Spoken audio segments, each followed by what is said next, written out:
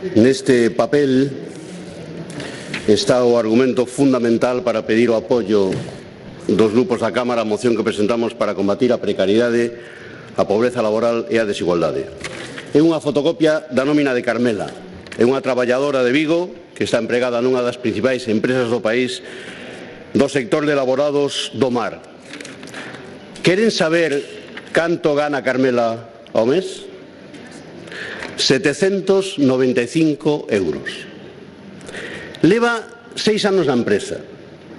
Ten un contrato indefinido. Traballa a xornada completa.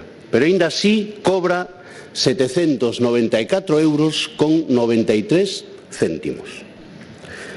Pódese vivir de forma independente con este salario? Pódese pagar un aluguer, unha hipoteca? Pódese pagar o recibo da luz? Pódese comer? Pódese ter ocio con este salario? Pode Carmela tomar a decisión de ser nai con este salario? Porén, Carmela pódese considerar unha privilexiada porque pertenece á plantilla principal da empresa, o seu contrato é indefinido e traballa a xornada completa. E esa situación é excepcional entre as 8.000 mulleres que traballan no sector de elaborados do produtos do mar. Porque as empresas de produtos elaborados do mar usan e abusan dos contratos temporais, das xornadas a tempo parcial. Pero, sobre todo, usan e abusan da subcontratación para pagar salarios aínda máis baixos. Entre o 70 e o 75% das mulleres que traballan no sector están contratadas a través de ETTs ou, aínda peor, deso que se chama empresas multiservizo, que teñen como obxectivo eludir os convenios colectivos. Por iso, en Galicia, hai miles de mulleres traballando neste sector tan importante para a economía do país que non chegan a 500 euros o mes. Carmela lle pon rostro á precariedade, pero nin vou dar o seu nome completo.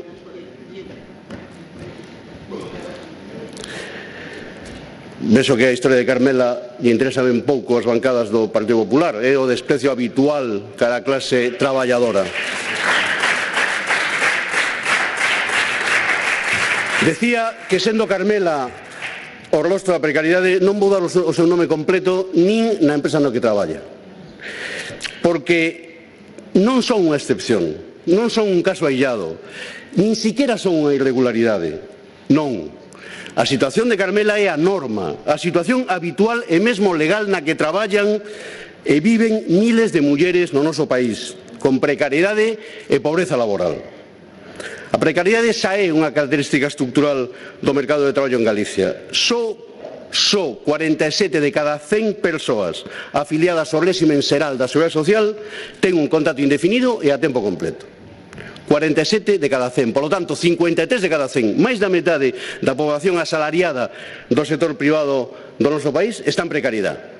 Traballa con contrato temporal, traballa a tempo parcial, traballa como fixa discontinua, traballa con contrato de prácticas ou formación. É unha precariedade generalizada, pero que afecta de forma especial as persoas máis novas e as mulleres. Precariedade que, lóxicamente, se transforma en pobreza laboral, porque a crise, pero sobre todo a xestión neoliberal da crise, reformas laborais incluídas, son responsables de que na Galicia do século XXI volva a haber traballadores e traballadoras pobres, persoas que, a pesar de ter traballo, non poden vivir de forma independente. Hai rexistros que non están suxeitos a discusión. A estadística do IRPF di que en Galicia hai 450.000 persoas asalariadas que ingresaron menos de 900 euros ao mes en 2016. Son a metade dos que traballan como asalariados ese ano en Galicia. Por iso decimos que a metade da clase traballadora galega está en precariedade. É certo, xa sei o que vai contestar o Partido Popular, que moitas destas persoas traballan unhas horas ao día, uns días á semana, uns meses ao ano, pero que iso é exactamente a precariedade laboral, traballar con baixos salarios a tempo parcial ou con contratos de moi corta duración. Precariedade, pobreza laboral e desigualdade, porque as políticas de dereita teñen agrandado as diferencias ata niveis descoñecidos na historia recente do noso país, tamén no mercado de traballo. Cos datos do IRPF sabemos que o 1% que máis gana acumula unha masa salarial superior ao do 31% que menos gana. Isto é, 13.000 persoas cobran máis que 312.000 persoas no noso país. As élites, a minoría social, gana 65 veces máis. Recordo eu cando se falaba dunha escala salarial xusta, cando era de 1 a 3,5, 65 veces máis que os que teñen salarios máis baixos. A precariedade, a pobreza, a desigualdade non son efectos colaterais nin un prezo a pagar de forma inevitable pola crise. Non é así.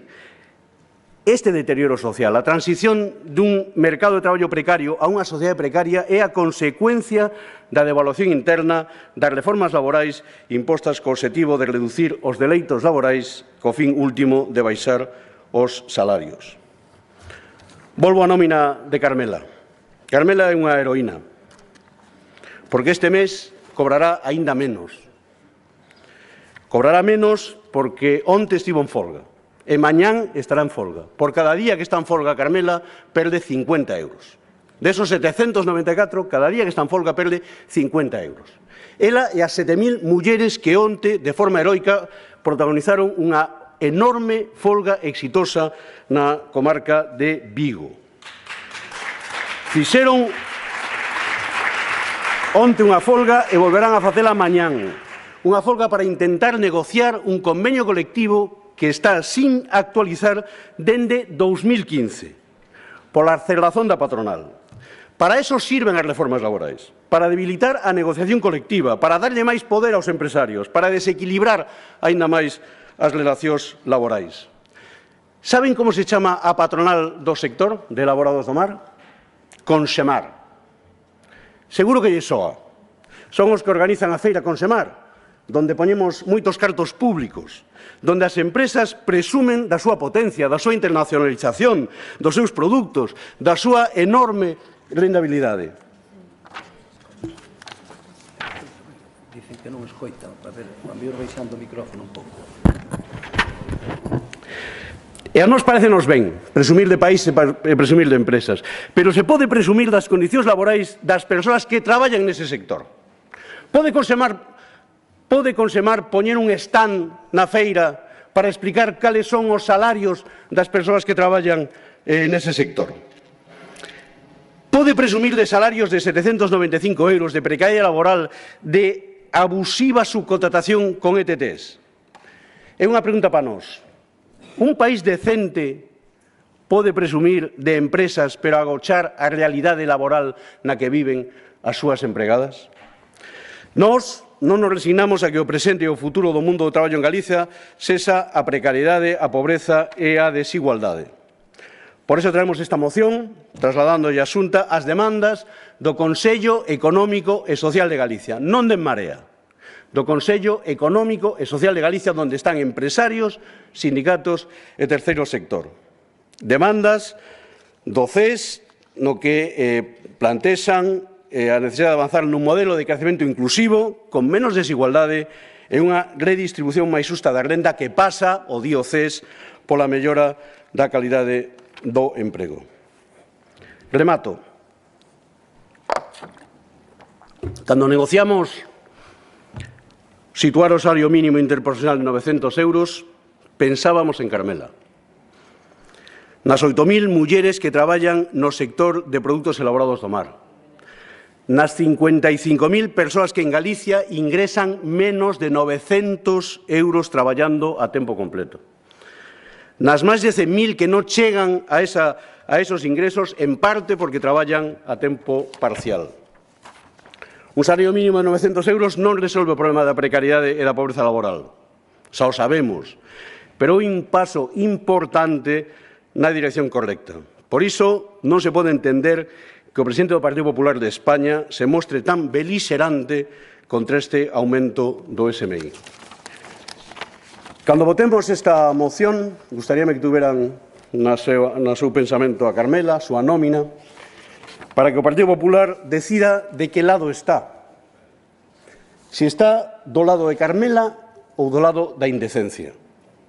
Se está do lado das persoas que, a pesar de traballar, non saen de ser pobres, ou das posicións reaccionarias, retrógradas e, sobre todo, clasistas de Pablo Casado. Gracias, señor Lago.